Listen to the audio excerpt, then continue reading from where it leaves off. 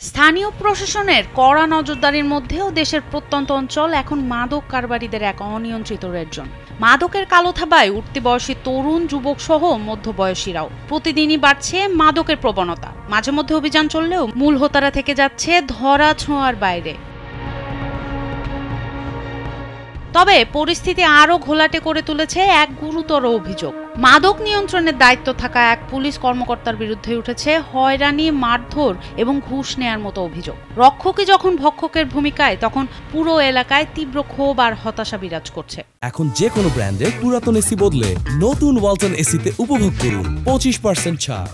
হঠাৎ করে ফাঁড়ির পুলিশ আসার পর দইরা পালাইছে, একটা মোবাইলে রেখে গেছে ওই জায়গায়। যারা ব্যবসা করে তাদের কাছে কালেকশন নেয়, যারা ব্যবসা করে না, কোনো এক সময় ব্যবসা বাণিজ্য করছিল ছেড়ে দিছে, হ্যাঁ, তাদের কাছে জোর জবরদস্তি করে টাকা পয়সা নেয় যে তুই যদি আমাকে টাকা না দিস তাহলে তোর নামে আবার নতুন করে মামলা জোড়া দিব, হুমকি দামকি দেয় এরকম।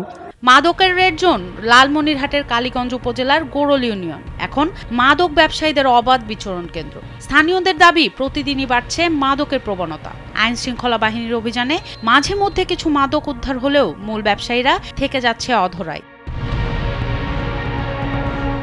এরই মধ্যে ওই এলাকার গোড়ল পুলিশ তদন্ত কেন্দ্রের কর্মকর্তা সহ 2 পুলিশ সদস্যের বিরুদ্ধে উঠেছে গুরুতর অভিযোগ। সম্প্রতি সাইদুল ইসলাম নামে এক ব্যক্তি অভিযোগ করেন, বাজার থেকে বাড়ি ফেরার পথে তাকে আটকে হয়রানি, মারধর এবং জোরপূর্বক 20,000 টাকা নেয় পুলিশ। এ ঘটনায় তিনি আদিতমারি থানায় লিখিত অভিযোগও করেছেন। আমি বাজার থেকে বাড়ি যাওয়া অবস্থায় মনে করেন ইনচার্জ বাজারে যে খারাপ হয়েছে, ফটকে আমাকে ধরে মারধর শুরু করে দিয়েছে।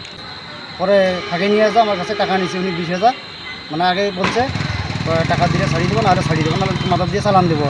পরে আমি ভয় ঠেলায় 20,000 টাকা দিয়েছি। এর আগেও ওই তদন্ত কেন্দ্রের একই কর্মকর্তার বিরুদ্ধে একজনকে ধাওয়া দিয়ে ধরে নির্যাতনের অভিযোগ ওঠে।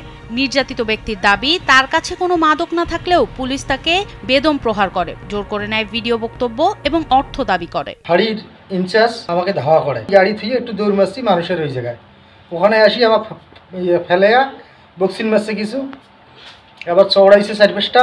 পরে আমাকে ওই অবস্থায় ফাঁড়ি নিয়ে গেল, আমার কাছে 50,000 টাকা নেয়, কয় 50,000 টাকা না দিলে তোকে এই অবস্থায় চালান দিয়ে দেবো। লোকজন গেছে, যখন ছাড়ি দেয় তখন আবার মোবাইল ভিডিও করছে, এই তোমাকে টর্চার করা হয়েছে, এই বলবি না, এই তোমার কাছে টাকা নিয়েছি, কয় না, তোমার কাছে মোবাইল নিয়েছি, দিয়ে দিছি না, কয় হ্যাঁ, এগুলি আমার শিখিতেছে। আবার এ বিষয়ে গোড়ল পুলিশ তদন্ত কেন্দ্রের ইনচার্জ অভিযুক্ত কর্মকর্তা মোস্তাকিম ইসলামের মন্তব্য পেতে তার কার্যালয়ে গিয়ে পাওয়া যায়নি তাকে। পরে মোবাইলে মোস্তাকিম জানান, তার বিরুদ্ধে ওঠা অভিযোগ ভিত্তিহীন, তাকে বিপদে ফেলার জন্যই এসব ভিত্তিহীন অভিযোগ করা হচ্ছে। আর স্বভাবতই ওই এলাকায় যারা মাদক ব্যবসায়ী আছে, এরা আমার কোনো একটা ত্রুটি বা বিপদে ফেলার জন্য যতটুকু ইনগ্রেডিয়েন্টের প্রয়োজন এগুলো সবসময় খুঁজে বেড়ায় আর কি। আর সাইদুল যে ছেলেটা অভিযোগ করছে, আপনি যদি এলাকায় একটু খোঁজ খবর নেন, সেও এক সময় বা এখনো খুচরা মাদক বিক্রি করে বা করতো, এরকম একটা তথ্য পরে আমি পেয়েছি আর কি।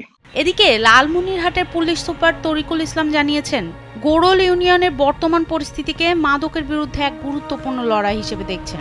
তবে নিরীহ কাউকে হয়রানির সুযোগ নেই। অভিযুক্ত কর্মকর্তার বিরুদ্ধে তদন্ত চলছে বলেও জানান তিনি। কোনো মানুষ যদি আপনার বলে থাকেন যে সে ভিক্টিমাইজ করছে, আমার কাছে তথ্য দেন, আমি তার বিরুদ্ধে ব্যবস্থা নিব। ইনোসেন্ট লোকদেরকে ভিক্টিমাইজ করার অধিকার তো পুলিশে কেউ দেয় না। মামলা থাকতে হবে এরকম না, কারণ কেউ ফার্স্ট টাইম ধরা পড়লো, তার বিরুদ্ধে তো আগে মামলা নাই।